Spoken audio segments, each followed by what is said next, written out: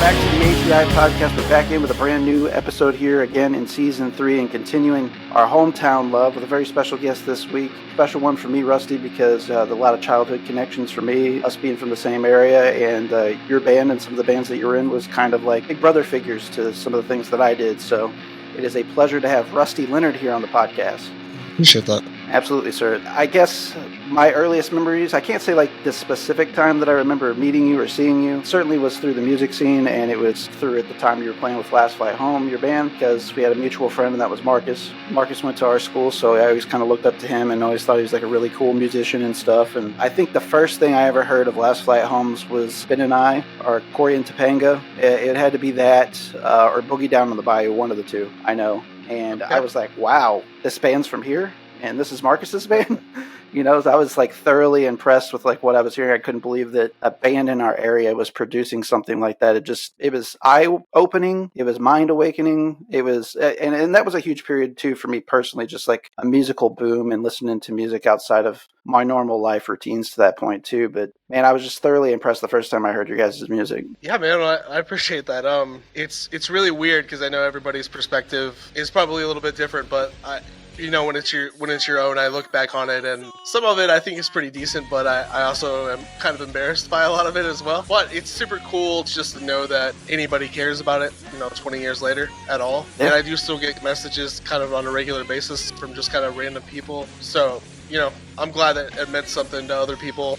I think a lot of it is just like we represented more than the music itself, just that time period at like in Farmington, and just the music scene was awesome, so much fun, and just a group of friends more than anything. So I think there's a little bit of nostalgia mixed in there as well, So for sure. But yeah, I really appreciate it. Yeah, and your guys' band too, even with my limited experiences up to that point with various subgenres and indie bands and unsigned bands and everything that was actually even happening in the Farmington scene, because I didn't really get involved in all that until I was about like 17 or 18 years old myself. From like my perspective, it just always seemed like you guys had quite the eclectic sound, in the sense that like you could say, well, you guys could play well with this band or that band, like you could easily play with somebody on the point, but then you could also play with a more obscure band, like, well, you got somebody in the background here, Glassjaw, I think you guys would have paired nicely with, Like you guys were kind of all over the spectrum in that sense. You guys had that malleability, if you will, and I think that was a part of the appeal too, for sure. Yeah, well, it was definitely, I think, purposeful in some regards. We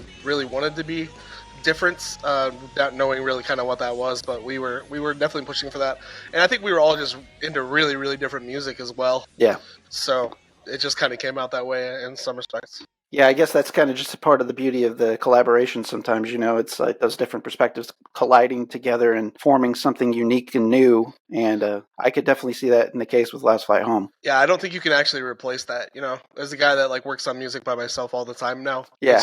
It's just not, you can't replace that, and it's almost not fun, and it's, Sure. I mean, but you just, when you bring something to other people and then like let them go from it never comes out being what you thought it was going to be, and right. In my experience is always better, and that might just mean that I suck, but I don't think so, man. But in my experience, it's always better. So yeah, I mean, artists, bands, if everything's under like one singular vision, it can get kind of monotonous for me. I think you need that opposing viewpoint, whether it's good, bad, indifferent, whether it's totally in line with your original vision or it turns it into something entirely new. I think that's kind of like, iron sharpens iron, if you will, and I think that like yields the best results. Yeah, for sure. And it's funny too, after you guys disbanded Last Flight Home, that is, and I would hear things that all of you would go on down the road to do. you could almost see where everybody contributed their, I guess, inspirations into the music to an extent as well. I think that's kind of present, particularly like on something more recent that you've done, like Quarterback Punk and some of that work. Like, obviously it's you singing, and you sang in that band, so a lot of, vocal melodies, and the voice is the same, right? But even some of the guitar work that you would do, like what your contributions were on the guitar and songs, I could see that still, some of that DNA still yet in what you do presently. Oh yeah, for sure. I think that's partly to do with the fact that I just stopped playing music completely for maybe like 10 years. So like it was basically Last Flight Home, then I stopped, and then I don't know, 2016ish, I was just like, oh, I should play guitar again. So I just picked up right where I left off, and I didn't grow any in that time period when everybody else does. So. But yeah, definitely, I can see that, and I think you can see that in some of the Daybringer stuff that Marcus writes, because he was pretty even though he was playing bass, he was pretty involved in writing guitar parts in Last Flight Home as well. And him and Ben, they really wrote great things together. So yeah, that's something actually, Rusty, that I didn't even know until I was talking to Marcus, I think on the first episode that he was on of our podcast, that how much he was actually involved in like the guitar writing perspective of it. Because my vision of him, again, going back to my school years, he played bass like in jazz bands, so like I just assumed he was a bassist. I mean, there's a lot of translatability there between the instruments, of course, and then when I would actually see him play eventually in Last Flight Home, he was playing bass as well. So whenever he dropped that little piece on me, I mean, I knew he could play guitar, and obviously he's had bands since he's played guitar. I was like, holy shit. Like, that was kind of like an eye-opener, and I started to kind of go back and look at some of your guys' music a little bit differently and try and hear maybe his influence on the side writing a little bit more and kind of see how present that was. Yeah, I mean, I think with Marcus, he's a little bit younger than the rest of us, too. Yeah. And I think, just once we were together for a long time and everybody was really comfortable with everybody, and Marcus just grew to feel comfortable to voice his opinion and get involved in that. And I mean, Marcus is he's just one of those people that it doesn't really matter what the instrument is, he's just so ridiculously talented and musical. Yeah, he just gets it. He's awesome. So I would say even then he was a better guitar player than either Ben or myself, toward the end of that band. So yeah, I would say like toward the end of the band, he was definitely really involved in writing guitar parts as well. It's funny, like while you're living it, you think that this time period is so long and it's lasting so long. But now looking back in it, like retrospectively, I'm talking a lot of like what happened, let's say over like a 3-year period, for example. But if I was to look back 3 years now, it just seems like it was yesterday comparatively, It's just funny how time changes. But Absolutely. I will say, like, as you guys released music too, because like I remember, after hearing your guys' songs that I mentioned earlier that I first heard, I went back and listened to things like the Marlar's demos and that sort of thing, which is earlier in your catalog, and just everything you guys continue to write. I feel like you guys kept pushing yourselves to be better musicians, and every time you had a new entry in your catalog, it was, I'll say, like, better is the easy term to use, but there was a progression musically, there was a progression as artists, as players of your instruments in the performances as well. I felt like it was just so staggering with each release you guys did. Yeah, I think that a lot of that came from, I think Marcus, he obviously started playing pretty young, and then Quentin and Calvin, both the guys that play drums with us, same deal. I think a lot of that comes from the fact that Ben and I both, we really weren't learning instruments or playing instruments until maybe we're 15 or 16 years old, So we really were, like, you can hear it progressing, but it's really kind of us learning how to play still. It really is. So it's not just necessarily progressing of songwriting, it's literally learning how to play guitar. Sure. Happening during that process. So. I felt like you guys stepped up hugely too, even from, like the stuff I mentioned that I heard at first. Ben and I are Corey and Topanga and Boogie Down on the Bayou, and you guys had that little Tift demo that you guys did also, and you would go on to Reimagine Johnson.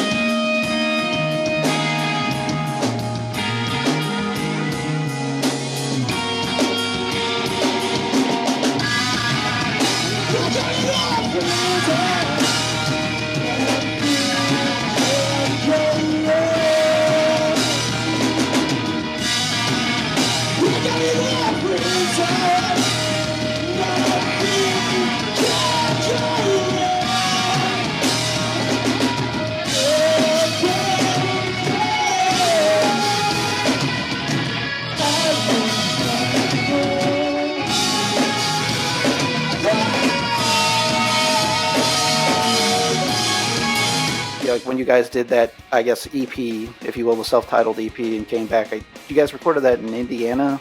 Is that right? No, actually at Sawhorse Studios in St. Louis. Okay, in St. Louis. With Jason McIntyre, he's awesome. Nice. He does all kinds of crazy big work. I think he's even like literally worked on a Destiny's Child album before. So, oh my goodness, yeah, I mean he's the man. He made us sound better than what we actually are. Yeah, production certainly was a piece of the presentation as well, but the performances were there in the earlier work too. It's just he made them shine, he made them pop. There was again that advancement we talked about earlier, where everybody was getting more comfortable in their roles and the songwriting was progressing, but it was just like a perfect storm. All of these things rose at the same time. And when Marcus sat in my car and he's like, "You want to hear the new album before the CD release show?" I'm like, "Yeah." And we just sat there and listened to it from start to finish. And my mouth was just like open the whole time. I could not believe what I was hearing. Once again, it kind of took me back to the first time hearing you guys. That's awesome, man. I'm glad that you enjoyed it. We were definitely really proud of it.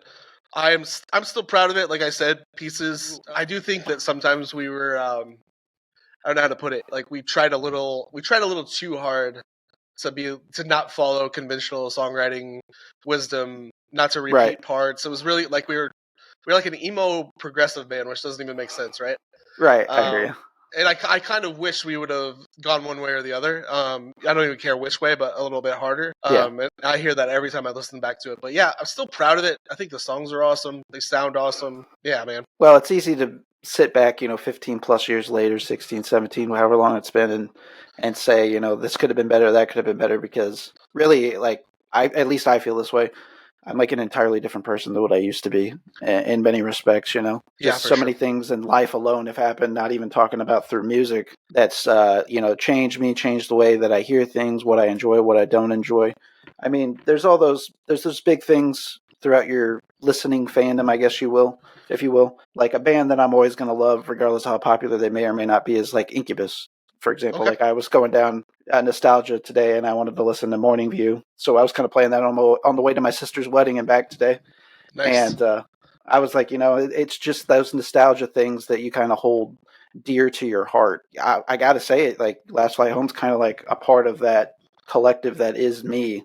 Like if I'm wanting to go to a safe place and listen to something that's, puts me in the right kind of feel good mood, I do routinely visit it, and like kind of the spirit of like the good representation of the area, I too feel like you guys were. It's kind of like a mindset that I try to apply to things. Like I want to, rep the area good. I want to like be a good example, and I want to put like an honest effort into it, like all of me, and it's going to be my best, or I don't want to do it. And I feel like you guys, again, those are things that you guys employed as a band. Yeah, man, thank you. I really appreciate that. And also going back to Incubus, well, first off, I love those couple of Incubus albums as well. Morning View. There's another one, I don't remember what it was called, but not Science, but there was Fungus Among Us. It was kind of jam bandy, and then they had Make You, which was kind of the big one from 1999. That had Pardon Me on it. Okay, so those two, that and Morning View, I really liked a lot. And also, have you ever heard of the band Night Verses before? Yes, absolutely. So they just literally, I think yesterday, released a song with Brandon Boyd. Yes, they did. Yes, sir, and I love it. Okay. That is so good. I was like, wow, I was familiar with Night Verses, and of course, familiar with Brandon Boyd, and I was like, why? That's so weird to me. And Night Verses, of course, is an instrumental band, and they go kind of hard, really. Mm-hmm. I mean, they're pretty aggressive, like on the verge of not quite Animals as leaders, but not far off. They can get a little gnarly sometimes. And I was like, how is this going to work? And really, I feel like they kind of wrote the song around Brandon a little bit because it went a little light for them. But man, it was wild. It was a trip. It is a trip. I've listened to it probably 10, 20 times now. I was going to say, yeah, it just kind of came out of nowhere. So I was like, whoa, well, this is awesome. Yeah. Cool to see. One of those weird, like, lightning in a bottle type things, I think. Yeah, for sure. One other thing I wanted to mention about Last Flight Home too is, whenever we came back to do the podcast, there was a few things on a short list of like, we got to incorporate these things. And a huge part of Josh and I's childhood, which I know we've mentioned this on the show before, but this is your first time listening. Josh, my former co-host on the podcast on several different occasions, he and I have been good friends for a long time. We started out playing music briefly together. Keeb is like a refuge to me and like let me I had home problems, and the day I graduated, I loaded up my car and I went and lived with Josh and his mom. So for that, he'll always be a brother.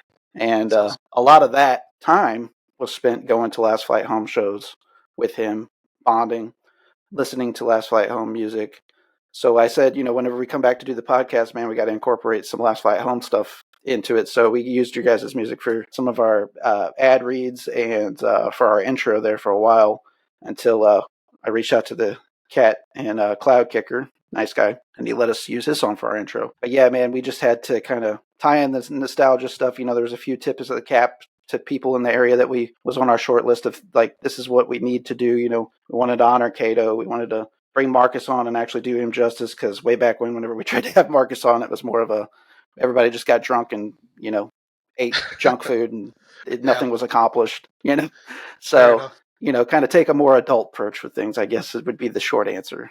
So Last Flight Home's got a lot of threads in me still yet, and my whole group of friends too. Life's tough, that's for sure, man. It's there's no manual for it, but then people will be like, oh, you ever read this book or that book? I mean, nobody has all the answers.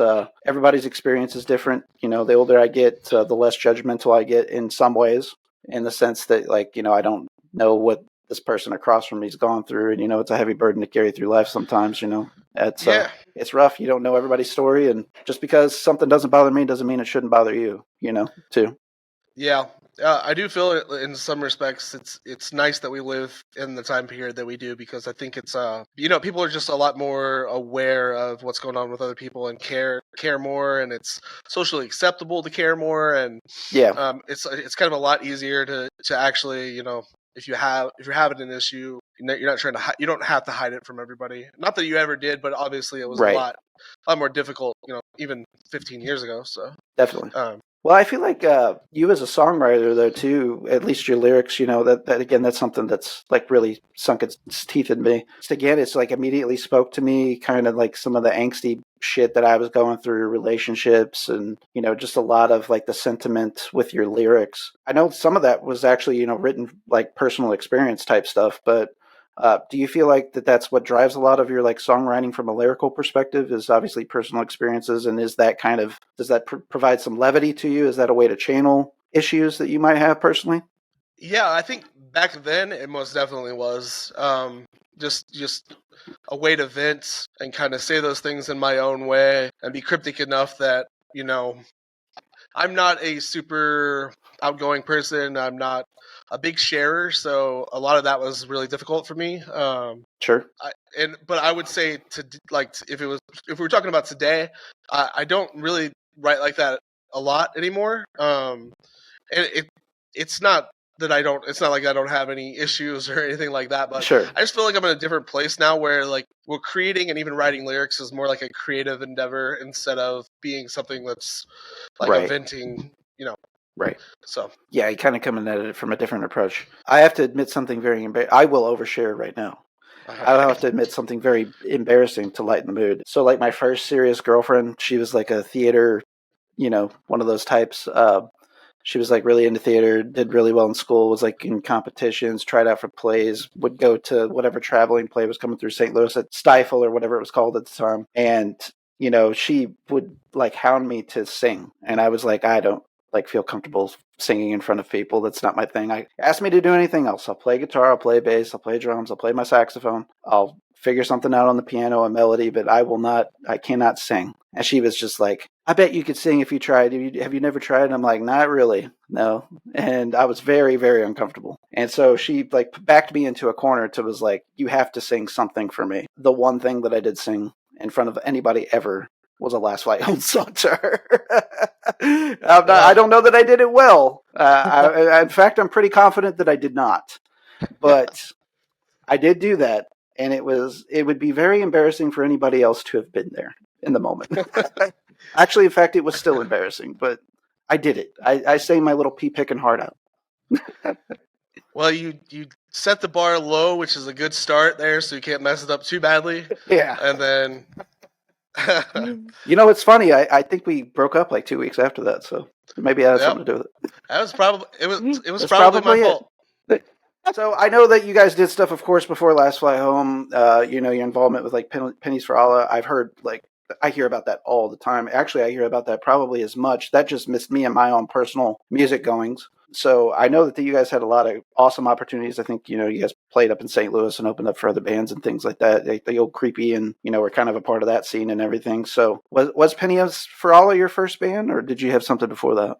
Pennies for All was my first real band, yes. It came around in the funniest and weirdest way possible. So I love this story. So I don't know if you're familiar with like Mike McClanahan and Quentin Hassel. Do you know those guys? Yeah, I know Mike. Quentin I've only met once or twice. I don't really know him very well. Okay, so they essentially were trying to start a band in the area at the time. We, being from Fredericktown, Ben and I would go to parties and stuff with like the D-Line guys from the band from Fredericktown. Yeah. And Ben used to sing that, I can't remember the name of the song, but the popular Godsmack song. He used to sing. Of course he did. He used to sing that with D-Line at parties, and that's literally how like Mike asked Ben to try out for the band. So Mike and Quentin came down to Fredericktown at a friend's house, and Ben tried out for the band, and I just screwed around with the guitar. They had a different guitar player at the time, a guy named Steve Rue, who I think he's still around in the Farmington area. He's a cool guy. And Mike just literally asked me if I wanted to be in the band, but I did not know how to play guitar. I had a guitar, but I did not know what I was doing at all. So that's hilarious. Literally, me joining was I think Mike just liked me. So he wrote a bunch of the parts at first. And I would say that couple of years I was just really learning how to play guitar. But yeah, that was the first band. It was a super cool experience. Yeah, I guess I'm a couple of years older than you too, right? So yeah. At the beginning of that, there really wasn't much of a really organized music scene. There were a lot of parties and things like that. I think once a year there was it called Country Days in Farmington? Right. Yep. There was a Country Days show in that back parking lot by bob-a-rino's. That kind of stuff. But man, Mike McClanahan, he doesn't get a lot of love for it, but he was super, super entrepreneurial. When we started that band, he was never there's no place to play here. We got to go find someplace else. He was just making it happen. Let's rent a place and play there. And we just did. And at the time, I was so young, I didn't know any better. I didn't know it was cool. Right. I didn't know so we managed to get some sort of deal going with this guy that owned that bowling alley space in Park Hills. Yeah. And we just threw shows there. We bought a PA from Quentin's brother's church and just started throwing shows. And man, they were huge. We made a ton. It's so stupid. We would make a ton of money off the show. A lot.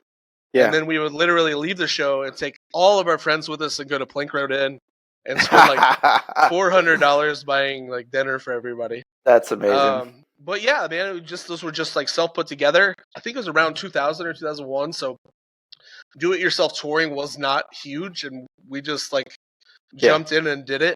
We actually, the very first tour we went on was with a band called Calico System. I think you've probably heard of. We just literally got together and we booked half the shows. They booked half the shows. To this day, it's probably the best tour I've been on still, which is so stupid. And we just left and we just did that kind of thing all the time. It was just totally normal.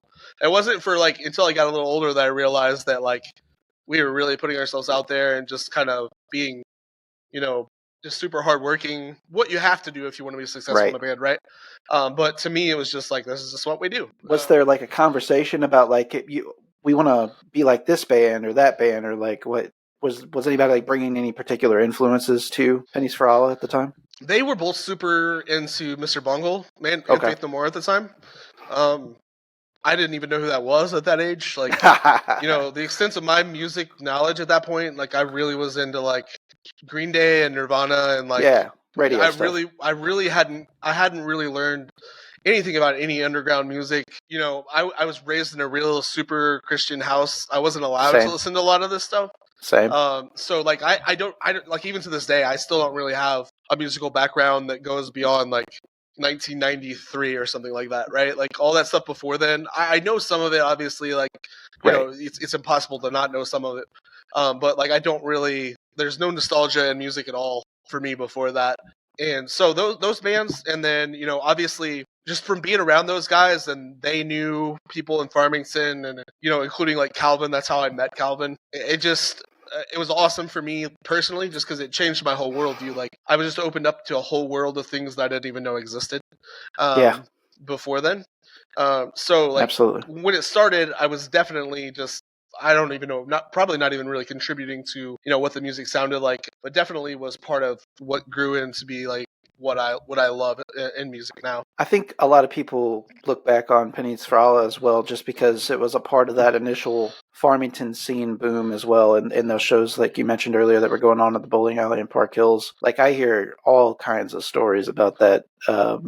Even still yet to this day. The little documentary that Doug Wicker did, the Bang the Drum on the local area, even talked about that, how that was like kind of the happening spot initially, and then I think that kind of transitioned obviously over into mainly bob-a-rinos, but kind of the rock house as well. As far as in long haul, I guess you would have to mention was an area that was kind of happening for shows around here for a period of time. But kind of your activity in that scene, if you will, was kind of more on the forefront, whereas mine was on the back end. A lot of those places kind of dried up even before I even gotten involved.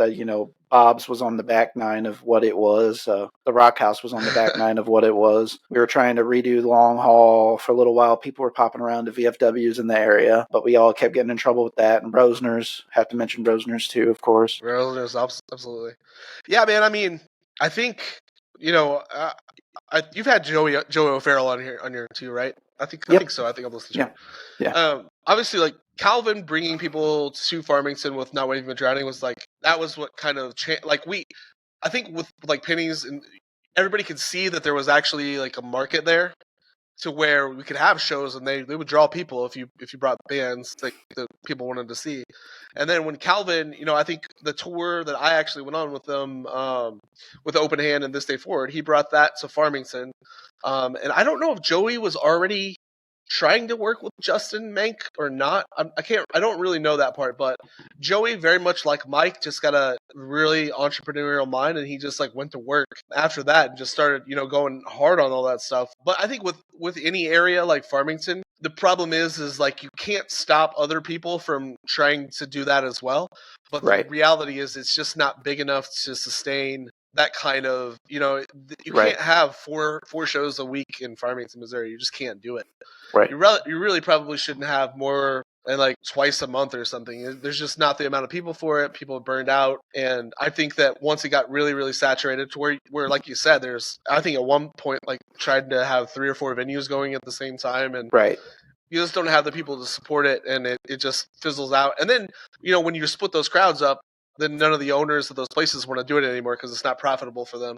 And obviously in Farmington, they're not going to do it out of the goodness of their heart. Like if they're not making any money off of it, it's not going to happen. So yeah, there was kind of various working forces like working toward that demise outside of the oversaturation, which certainly is a huge component of it. But there was a lot of politics involved in the back end too. Especially that's where things kind of went with. I was kind of intimately involved with the 2 times that Bob's, well, actually, I guess three times technically, back and forth, changed hands, and in attempts to continue doing shows there. A lot of that was getting shut down, by the people living nearby or the churches nearby.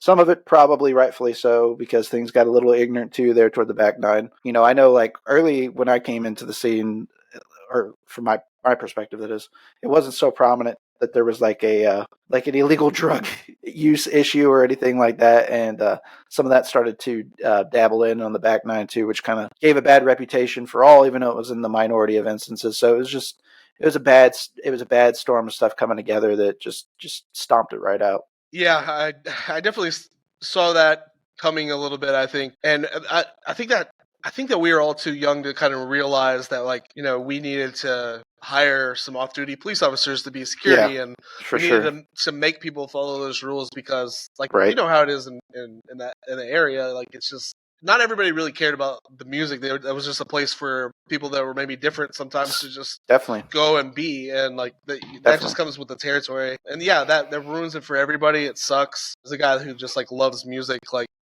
do that elsewhere. At least while the show's going on, and then when it's over with, do whatever you want. I don't care. Right. But yeah, that was definitely a part of it, even whenever I was still living in the area. I know you said you took 10 years off, I guess, post last flight home largely. While you were taking that 10 years off, were you like longingly thinking about like, I could be doing this, I could be doing that? Or was it something that you just put down and didn't think about? I'm just kind of curious. I didn't really think about it. I still listen to music a lot, but Sure. I mean, it sounds incredibly stupid now, but like when I turned, I don't know, like 23 or 24, I was starting to see friends from high school like buying houses and things like that. And I just thought to myself, like, I'm too old to do this. I've got to go to college. I can't, which at age 23 is so stupid. But at the time, that's just what I was thinking. So like, I literally, I dropped everything I was doing.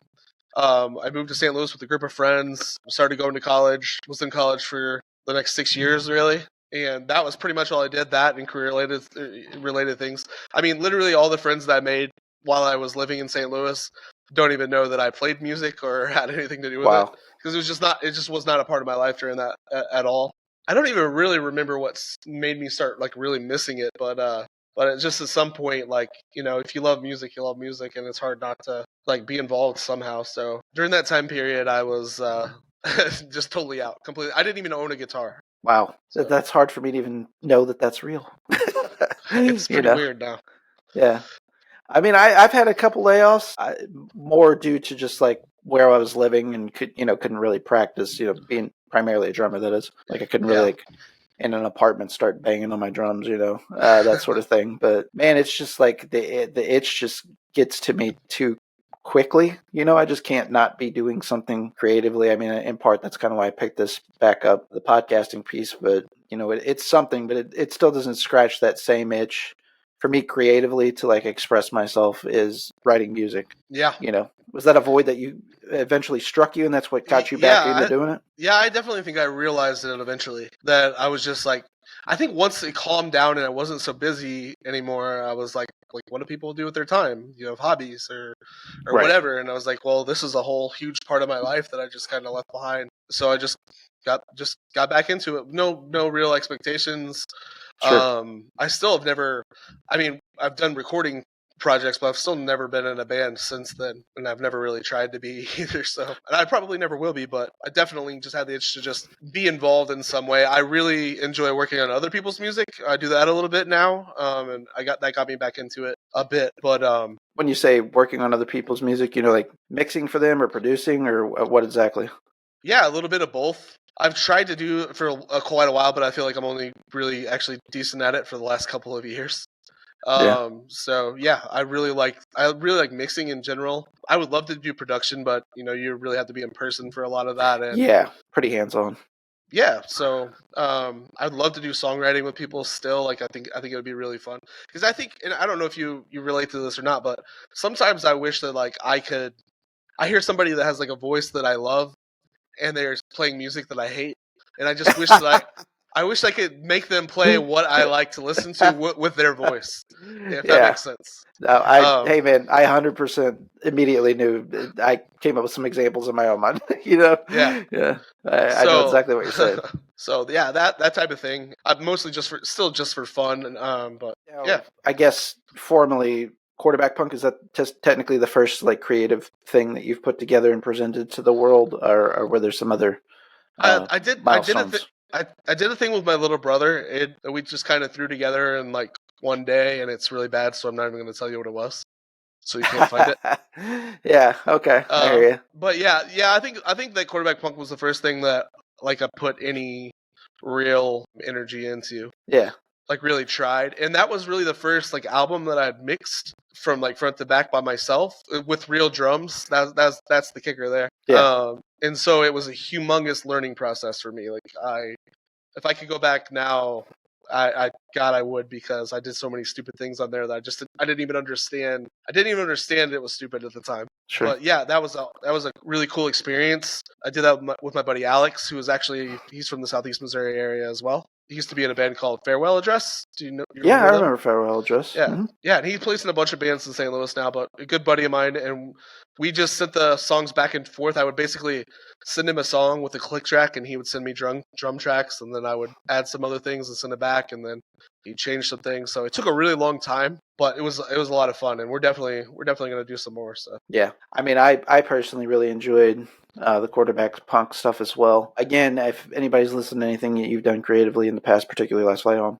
right away it's obviously the same person singing the songs, and I could see kind of there's just like a wheelhouse of things that you do melodically with your voice that are present in both projects too. There's several tracks that I really like, but I guess maybe the particular album of yours that I listened to a lot of, Your City is Built for Cars. Like, there was like several tracks on there that were just, you had that ear candy, brother. You know, it was setting its hooks in my ears, man. I had to keep listening. It's kind of the classic earworm stuff going on there. thank you. Yeah, that was the one that we spent so much time on. So, and oddly enough, we some of the other stuff on there is like covers of EDM songs. Really? So, yeah. We just thought it would be fun, and it was kind of cool stuff. But yeah, that cool. album is the one that we probably took, I don't know, maybe 2 years total to write 8 songs, which is ridiculous. But passing them back and forth takes a long time, and we all both got big boy jobs, and it's you know how it goes. Yeah, I get it. Yeah, At the Axis caught me immediately, which of course is the opening track on that one. In fact, I used it as a part of our season 3 reel, a little clip from that to announce your appearance this season, and. Sweet. Man, it just for whatever reason, it's got some of that line work, as particularly with your vocals, and then kind of how it builds, and then there's kind of like a little layout parts too that are really cool and moody and atmospheric, and it's kind of got. I think the reason that it like struck with me right away, I was like, you know, this is kind of like something that I could like see the song being on The Moon Is Down. You know, Further Seems Forever. Like, this seems in that wheelhouse of emo, which is my favorite type of emo stuff. Like, I could listen to that forever. I love that album, so I love it. I love that album. So I love that. Yeah, I could see some of that on that album in particular. No, it definitely wouldn't be out of sorts, for you guys to play with them. In fact, I think Iodine Recordings just signed them. Iodine's really knocking it out of the park here in the last year, and they're going to be re-releasing some of their stuff. And I think there's a tease of new music, as well. I was gonna ask. I was wondering. Yeah, man, they were definitely one of my favorite bands. Really pointed me in a direction, and I think I really love The Moon Is Down, but I think that second album, I can't even remember that guy's name that was the singer on it. Actually, all the first 3 albums are all awesome, like in their own way. They're all really great. I don't know how a band does stuff with 3 different singers and still it came off as well as it did. The Moon Is Down will always be my album of theirs. But yeah, they were all solid, and I like them all still yet. Like, I wanted to go, bands make a major change like that, you're going in dismissively, and I couldn't dislike it, Yeah, that's exactly how I felt about that third album. I was such a big fan. I was such a big fan of that second singer, Jason Gleason. I finally remember his name. Yeah, Jason Gleason, you're right. And obviously, I loved Chris Carrabba, and I loved Dashboard before, so I was very skeptical. And I didn't even like that third album at first, but it really grew on me to the point where, like, I actually may like it more than all the other ones now. I don't know. It had a couple singles, yeah. It had a couple singles on there that I found myself listening to just as much as everything else. But as far as an album start to finish, I didn't listen to it as much. But, my tastes have changed. Maybe I would go back and listen to it now and feel differently, too. Maybe. Unfortunately, that I know they've done stuff with both Chris Carrabba and Jason Gleason, but I think that third singer just passed here in the last few years. Yeah, he definitely did. I don't remember what he's from the band Sensefield from way back in the day. I don't know what exactly happened, but bummer for those guys. It's really weird they've never been able to keep it together for a long time too. Yeah, it's weird because everybody loves them. Like, I've never really even, like, I'll even talk to like metalheads and shit, and they actually have a lot of respect for like Further Seems Forever. I think a lot of it obviously has to do with the musicality of them and their ability to play their instruments and perform them very well. Yeah, certainly.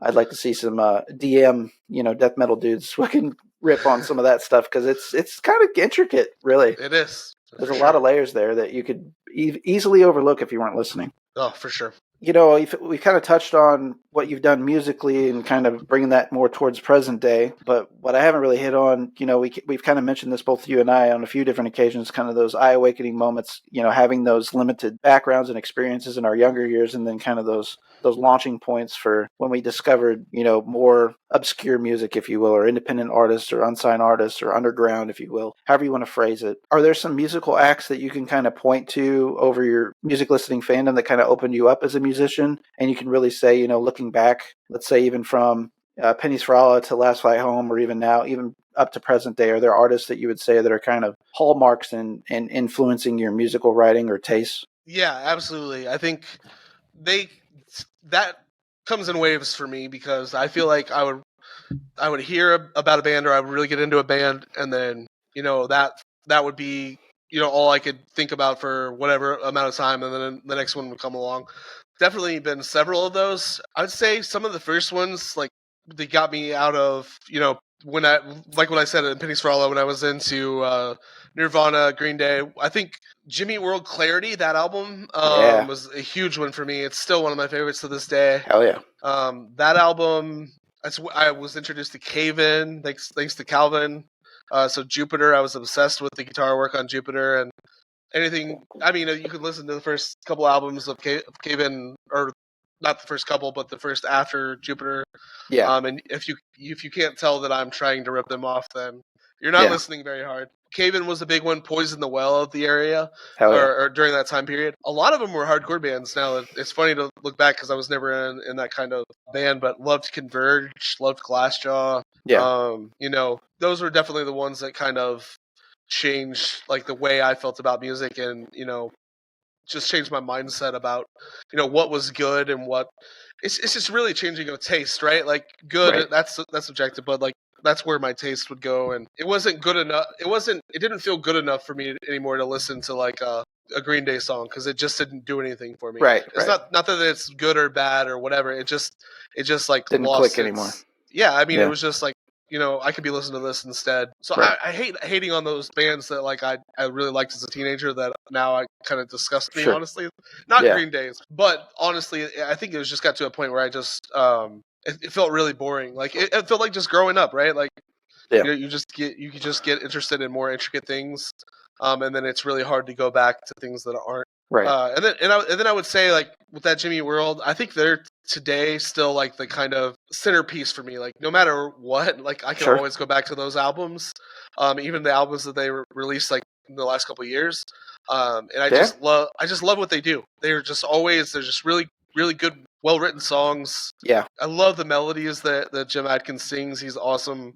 Guitar work. They're just like the perfect band, in my opinion. They're great. So that's the one that really probably sticks with me more than anybody. I don't know if you heard the Manchester Orchestra split that they did, where they covered each other's songs, and Jimmy Eat World did a Manchester song, and obviously they did theirs. Yeah. And Manchester did Table for Glasses, I think it was, or maybe, am I saying that song title right? Yeah. Yeah. And it was kind of interesting to kind of see that through those bands' lenses as well. Yeah, for sure. I loved Jimmy Eat World's cover. I don't recall what song it is now. I remember the lyrics, but it was entirely different. It was kind of more of a like droner, like later catalog Manchester. I kind of fell off after like Hope and Cope myself. Those concept albums that they did that paired with each other, because like I can't remember which one came out. I think it was Cope. Like when my dad passed, and I like listened to that a lot, and it was just like one of those things. Like it was hard for me to go back to because of that, because it was kind of like so specific to the time. And so, but man, like whenever I heard Jimmy Eat World do that version of that song, I was like, this sounds like a Jimmy Eat World song. Like this does not sound like a Manchester Orchestra song anymore. I think there was enough in Manchester's cover still yet that it was recognizably, the Jimmy Eat World song, but they put their own spin on it still yet. Yeah, for sure. I know that I've listened to those, but it has been quite a while. But I really like Manchester Orchestra a lot as well. I think that singer did like a cameo on the Touche Amore album that I really love. Yeah. They're great. Yeah, Andy's sick. I've seen them a couple times, and he actually co-wrote the Paris Jackson album, Michael Jackson's daughter. Yeah. Wow. Okay. And it came out 2000 or 20 or 2021, I want to say, somewhere in that window. Give or take a year, maybe even 2019. But like it was pretty surprising because it's Michael Jackson's daughter. What's she gonna do musically to start with? And it was kind of like It was kind of like Manchester Orchestra meets Taylor Swift in a way. And I was like, it was. I don't really recall like how it was critically received, but it wasn't bad. It wasn't bad. I'll say that. I am legitimately gonna look that up after this is over with. I just listened to it when it came out, and I haven't listened to it since. So maybe I'm remembering it more fondly than it deserves. But Andy was very heavily involved in that, and he didn't even mention that he was until the album released, and she kind of did a thank you post on Instagram, I want to say, and he was in there, and I was like, what the fuck is this? It's so random. And he followed up with the cat's out of the bag. I worked on the new Paris Jackson album, and I'm like, wow, this is wild to me. Never would have expected it. And then oddly enough, I personally am a pro wrestling fan. Okay. And so they did a little, this past Sunday was Sting's last match, and he wrestles in an organization called AEW, All Elite Wrestling, and he kind of had a fantastic send-off. And while we're watching his little sentimental package that they put together, it was a Manchester Orchestra song. And I was like, this is weird, man. Like, I did not expect Manchester Orchestra and wrestling, number one. And then later, there's a picture of Andy with Sting, and I guess he got to know him or something, and he let them use their music, for his promotional package. That's amazing. That's awesome. Which was, again, another out of left field thing for me. And I'm like, what? I would have never... Manchester Orchestra and pro wrestling. Who would have thunk it? Not me. No, not at all. We talked about some of the bands that kind of were launching off points for you. Do you find yourself, even present day, still going back to those bands, or there's some newer bands that you go to the wheelhouse quite a bit for? I definitely do go back a lot, but I do try to stay at least somewhat recent and relevant with music. Yeah. I will say I'm always probably like 2 years behind because I just always am. Once I find stuff that I really love, I'll hammer it until I'm tired of it. And sure. It's always like, like for example, that Converge Blood Moon album. I know it's not new now, but that's like kind of new to me and I love it. And I've been listening to it constantly. Awesome. But yeah, I do try to keep up with things as much as I can. But like lately, with all of the nostalgia stuff that has happened in the last couple of years, it's actually been a bunch of bands that I loved back in early 2000s that are releasing albums now. So like for example, codeseven, one of my favorite bands ever, and then they just released an album a couple months ago, and I love it. It's great. Yep, that was incredible. So was the new Train Dodge, which I think they came out within a couple of weeks of each other. Kind of strayed away from like a lot of the newer metal. I don't like a lot of it. Some of it is just. I don't want to say that I don't like overproduced music because I don't. That's not really it. But some of it just. I think that it's produced in a way like that. All of the bands sound so much alike that I have a hard time telling them apart. Correct. And so I don't like a lot of it. I really love Knocked Loose, and I don't even actually think they're that good, but they're an awesome live band, and their albums sound amazing. But like mostly, I would say I usually get into more like indie stuff now. I feel like that's where I hear stuff that is appealing to me, and sounds new and kind of fresh, and where a lot of the metal stuff, I feel like I'm hearing. I feel like I hear every new band just copy Periphery over and over again. That's what it sounds like to me. Yeah, from the production piece, and I think that kind of comes in a lot with like kind of your amp interfaces now. Everything's digitized, and everybody's pulling from the same packs, and a lot of that's like STL tones or whatever that folks are using. I will say they're a little bit more on the cutting edge of trying to make things sound different themselves versus some other companies. That's the funny thing is I think they are. I think they're great. Yeah. I'm not a huge fan of the singer, but I'm just not into that. But I think they are a great band. But what I don't love is that there's 100 bands that sound like if you played them, I wouldn't be able to tell you they weren't a Periphery. It wasn't a Periphery song, and that right. I guess a little old. So with the heavy music piece of it too, that's another point I want to hammer in on. Is I think like particularly like again, you're a few years older than me, but what we came up liking, there was a production piece that was paired with that music though too that kind of made it a part of the atmosphere. And as you start to squash some of that dissonance and that atmosphere that created that angularity to the sound, like it kind of takes away from the experience, like what you're trying to actually achieve if you're going to go listen to something like that, right? Yeah, no, I definitely agree with that. I will say there are exceptions, like you mentioned, Knock Loose is kind of a band that's like pretty produced for like my normal liking, but There's just something about them that clicks. There's a uniqueness to them. A lot of it has to do with Brian Garrison, the vocalist. He's got kind of that high pitched scream, which is for whatever reason like very divisive with people my age and older. Like Yeah. there's people on the complete opposite sides of the aisle on that one.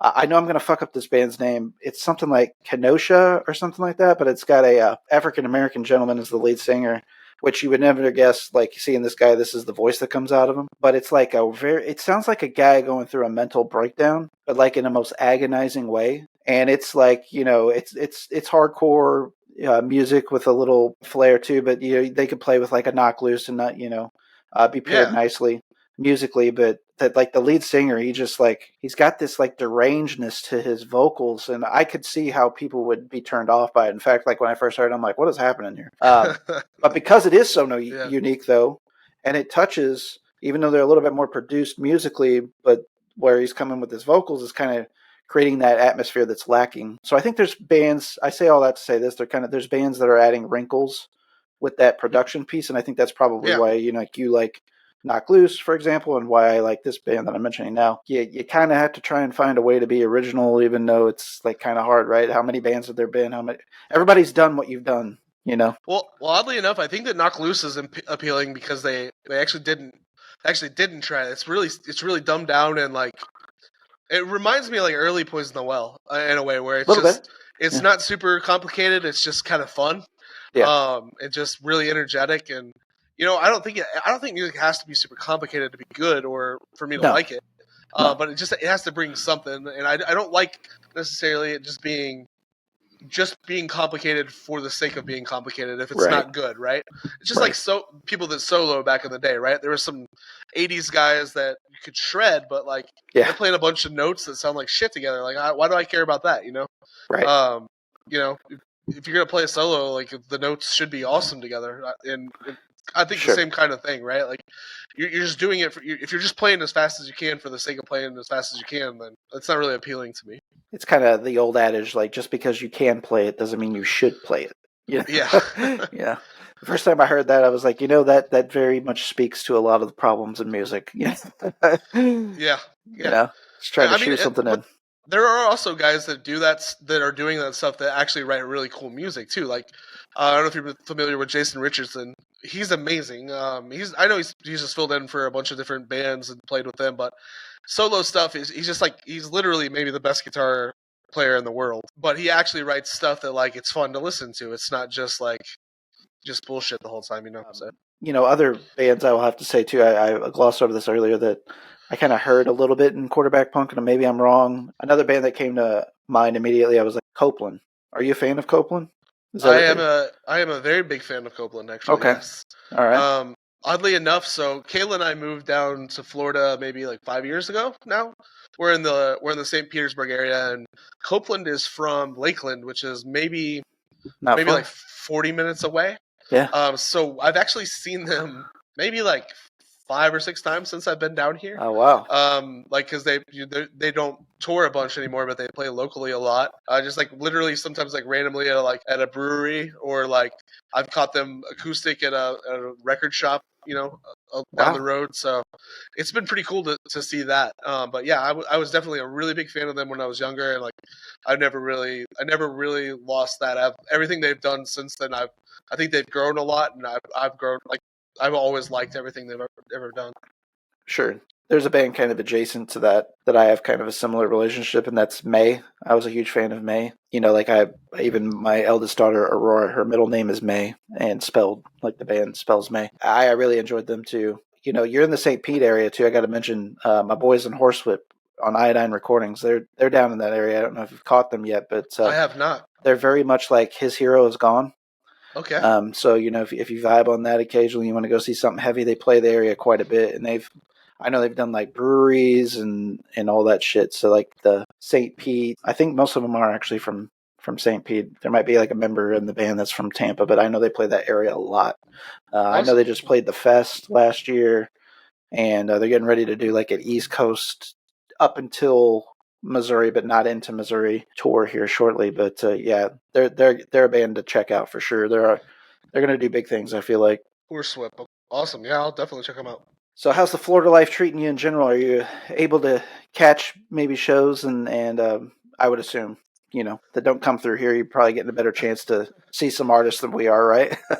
Unfortunately, yeah, I do feel like a bunch of artists, for whatever reason, do skip St. Louis, but it's actually kind of the same here. So, Oh, really? yeah, I think Florida is so like it's so long and it's such a long drive to do all of them that I think most of the bands will go to Orlando. They'll go to Miami and Orlando and skip Tampa, which makes sense when you're driving. I totally get it. And also, Yeah. people don't really come here during the summer because it's ridiculously hot. Yeah. All the time. It's just All that Bay unbearable. humidity. Yeah, so I don't. I have definitely caught some cool shows here, but it really is kind of the same deal as St. Louis, where I'll see a tour and the date will be either Orlando or like Atlanta. But yeah, Bummer. Florida in general, it's literally like Missouri with beaches, so it's Yeah, not any it's different. kind of weird how, well, I could say this because I'm from the area, how hillbilly-ish it is also down there as it is right here where we live. Like I've driven down there so many times now. Like even as you cross the state line, you go from Georgia or Alabama, and you think, "Oh, this is real hillbilly." But you cross that Florida line, man. There's some trailer park-esque moments right as you cross the line. I'm glad you say that because I've told people since I moved here that just driving back and forth, the times that I've actually driven, northern Florida is the most hillbilly place I've ever been in before in my life. I agree. And I did not know that it was before I just there's some like cool camping and spring areas up in that area. So like I got off the interstate and I'd go in to stay at some of those places driving back and forth, and holy crap, man. Like it's like it's crazy. It's wild. I don't know if it rivals Ironton. I think it does. Hey man, I'm a lifelong Ironton livee almost. So I can comment uniquely on it, and it certainly does. It certainly does. I will say I've still never seen another combination gas station gun store that is unique to Ironton, and I don't know if anybody will ever beat that. Old Butch's community staple. Yeah. Butch's Sporting Goods. Come get you a 6-pack, a shotgun, and a scratch-off. Yep. All the essentials. Yeah, absolutely. When can we expect some new music from Rusty, Leonard, and in what form? Some quarterbacks, punk stuff? What are we working on, Rusty? Present day. So, we were talking off camera before this. We're all adults, so it's hard to know what will actually get finished or not get finished. Right. So I hear you. So I do think that Alex and I will do some more quarterback punk stuff probably relatively soon. Me and Calvin have been sending some stuff back and forth. I don't know what form that'll eventually take, but and then me and Alex are actually working on another thing with our buddy Tommy, who's from the area. He's from Farmington as well. And I think we'll try to release some stuff like that by the end of the year too. But as far as like knowing like when it's gonna happen or even if it's gonna happen, like there's just no telling. Like everybody's so busy. I'll definitely work on it, but you just don't really know what's gonna happen. So yeah, I would love for it too, but we'll see. Brad Sexton and I were trying to convince Calvin to start an all drummer band. The three of us. This was like, an impromptu riffing session. We were just shooting the shit in person. Calvin was like, the first thing every musician says, what would we call it? It's like, that's one of the first things that you toil on as a band name. Like, that's the most important thing, right? And immediately, I don't know, I just immediately said BBC, Brad, Barrett, Calvin. And so that went over well.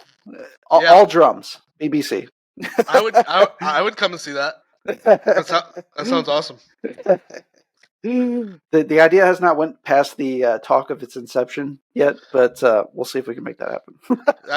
I think that's where basically all bands end at our age. Like we name it, we think there's some great ideas for it, and then we forget about it and move on with our lives. Yeah, I like that though. Yeah. I thought it was strong for something I just pulled out of my ass in the moment. So I got to ask too, like, what are some of your favorite, let's say, show playing experiences? Like, what are some things that you look back on very fondly and think, I wish I would have cherished that maybe a little bit more, or you knew it was awesome in the moment, it's still awesome today? My feelings about it are like really kind of a lot of the shows during that time period.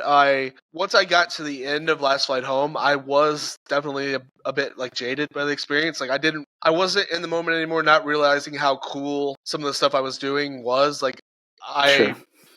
I just didn't have the perspective to just understand, like, not everybody gets to do this. This is, I got to literally play with my favorite band in the world, Cave In, and there was not a ton of people there, and we were, I believe, we weren't direct support, but playing two bands before them.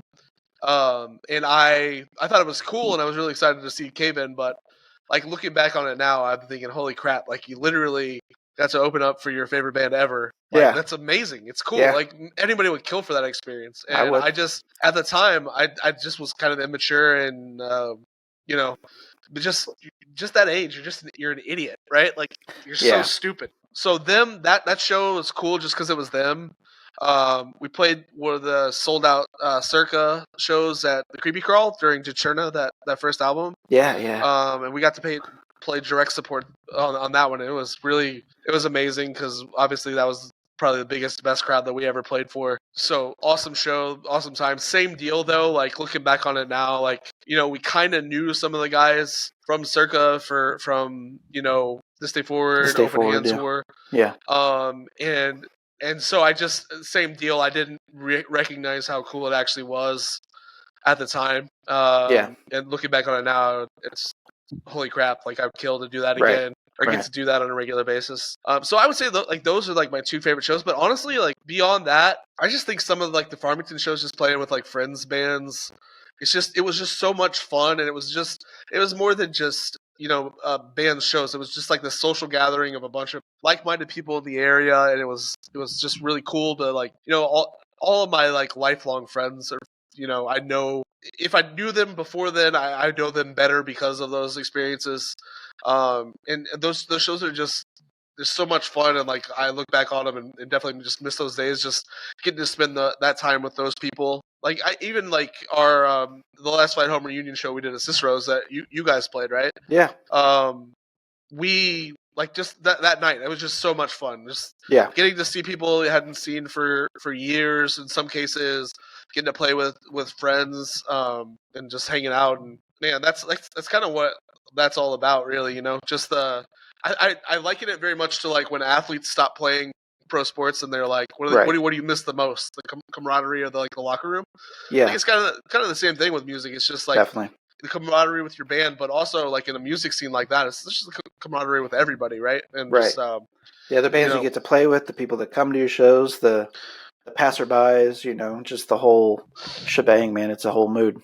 Yeah, for sure. So, yeah, I miss those days. What about you? I'm curious. Like, I'm very critical of myself. So, I much like you, I look back on a lot of things and I think, man, I did not enjoy what I should have enjoyed when it was happening. There's opportunities that we had to play with people that didn't materialize in the last minutes just because we were so immature and not everybody had their shit together, to be honest with you. I will say, again, not to, I know it's going to sound like lip service and I'm riding you, but, playing that Last Flight Home reunion show was one of the most important things that I've ever done, in my opinion, just because of what you guys meant to me. Getting the ability to play in front of people that loved you and were there for you guys, was an honor to me. So that's definitely in the top 3. It's in the conversation. Awesome. One very unsuspecting was the first time we played in Highland, because for whatever reason that scene up there loved Worlds. We just hit with those people and they wanted us to come back all the time, so we had so many opportunities because of that. And playing around the Illinois area, playing in Highland and Champaign and those places, we made several long journeys up there and played like these like hall shows and VFWs and stuff like that, just anywhere that they could throw shows, or even in the basement of a house. The energy that they just brought the crowd every time that they saw us, it was just unreal. It was like something that we had never experienced. And I guess maybe just one of the very first shows that we ever played, again, different band, but a lot of the same characters, is one of the first 2 shows I ever played was at Bob's. And we opened for Hoods, which at the time I had no idea how important they were to like the hardcore scene, particularly the West Coast hardcore scene, how popular they were. Now looking back on that, I want to kick myself right in the nuts because like, dude, you should have asked them questions. You should have went to them. You should have, picked their brain. I was just there and going through the motions, and that was that. Marcus booked the show. I was just told where to be and when to play, and I did my part and I left. I really wish I would have, absorbed that a little bit better personally. But like, you're looking back on it, was also kind of cool, and it was like a lot of things happened at that show that me as a concert goer and things, to local shows, I guess I should say specifically, that I didn't realize, A, these things were going on in my area, B, that I could be a part of it so easily, and C, how much fun it was. So it was just more about what it did to me personally versus like maybe how popular the artist was. I'd say that those are on the short list. We threw a really big festival, a couple different festivals down here in Farmington, but one in particular, Worlds played too. McCree played it. Honestly, I can't remember all the bands. We had this band we made friends with playing up in Illinois called Lost Apparitions. They were kind of like Fall of Troy. They came down and played that festival and stayed at my apartment. And I felt like it was like one of the more successful like Farmington festival type things that was ever put together, at least that I ever experienced. I'm sure there was ones that did it much better before that, but like that was kind of important to me just because I was so involved in it, and we played it, and so on too. I feel like it went over very successfully, and it wasn't one of those, again, the music scene was kind of on its back nine, and we didn't really have those issues, some of those issues we talked about earlier at that show, fortunately, where the cops had to get involved and that sort of thing too. So, but a lot of people talk about World's Bob shows, and there's video footage of that on YouTube.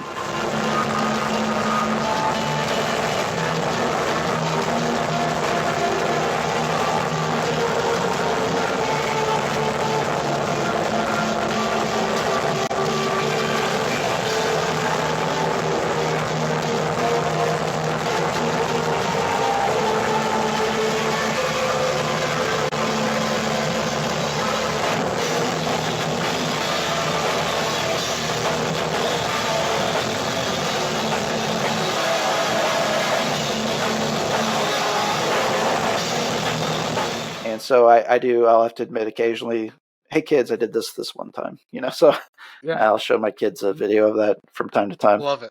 That's awesome. But yeah, man, it's been fun, man, going down nostalgia lane with you hardcore. And, again, I kind of started down this conversation path earlier and didn't quite finish it off. But, a part of that short order of things that we wanted to do coming back with the podcast is certainly have you on as a guest. And I know we've had some conversation over time about getting you on here. And, man, it was just a distinct and utter pleasure to have you on here and chop it up. Well, thanks for having me, man. I appreciate it. I love what you guys are doing. Hopefully you keep it up. I know it's a lot of work for not a lot of payoff all the time, but there are some of us listening, I promise you. So I appreciate hearing that. Now, you guys, of course, can hear Rusty Leonard and his music endeavors. Of course, still yet that Last Flight Home self-titled EP is out there on Spotify, and I'm sure it's on Apple Music too. I just don't frequent it myself. And then, of course, you've got Quarterback Punk, and there's quite a bit of work out there of Quarterback Punks on Spotify too. So I recommend everybody checking that out. On this episode, of course, you guys will hear some snippets of Rusty's work in the past, so we'll make it real easy for you, and we'll provide links in the episode details for you guys to go down further rabbit holes. Stay in touch with him. Rusty, is there any particular preferred, or do you even want to advertise places that people can follow you in the event that they want to know when you're going to drop something new in the future? No, I'll find them. Okay, well, good enough. I don't know. I honestly don't know what happened. I don't want to disappoint anybody if anybody would even be disappointed. So come on now. I'll find them. I'll find them. Well, we will certainly make it a point to release, link up, talk about, post, whatever you want to do. Well, however you want to spend it. Anything new coming down the pipeline from you, Rusty, because we are not only know you through other friends, but secondly, we're a fan of anything that you did musically and what you do presently musically as well. Thank you, man. I appreciate that.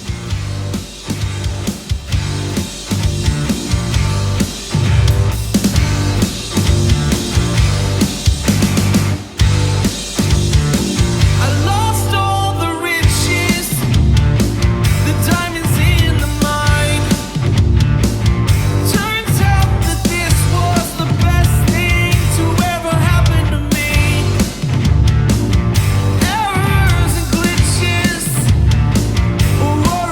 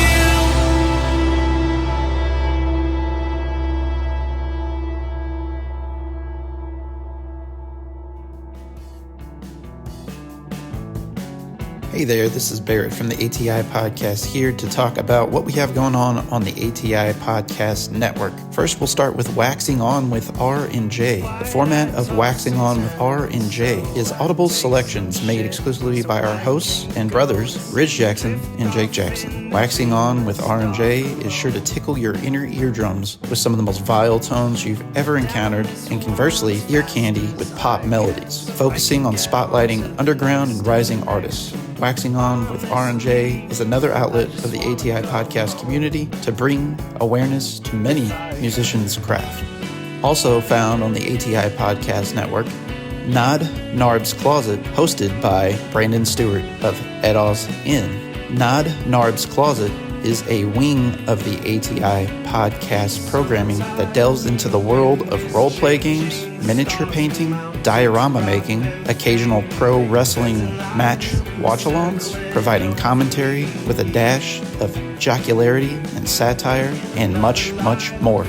Of course, leading the pack is the ATI Podcast. On the ATI Podcast, we episodically invite guests onto our show to spotlight their talents, whether that's musicians, filmmakers, artists, actors, businesses, even athletes. Nothing is off the table. The focus of the ATI Podcast and its collective creative arms, whether that's Waxing On with R and J or Nod Narb's Closet, is to bring awareness and focus to people's talents. Be sure to follow us across all traditional podcasting platforms, and for the full experience, subscribe to our YouTube channel. Just search the ATI Podcast. Stay safe out there.